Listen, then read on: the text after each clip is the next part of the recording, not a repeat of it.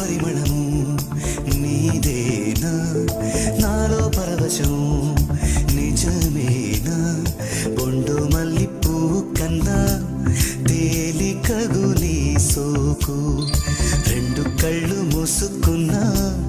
లాగు మరి నీ వైపు సొగసును చూసి పాడగా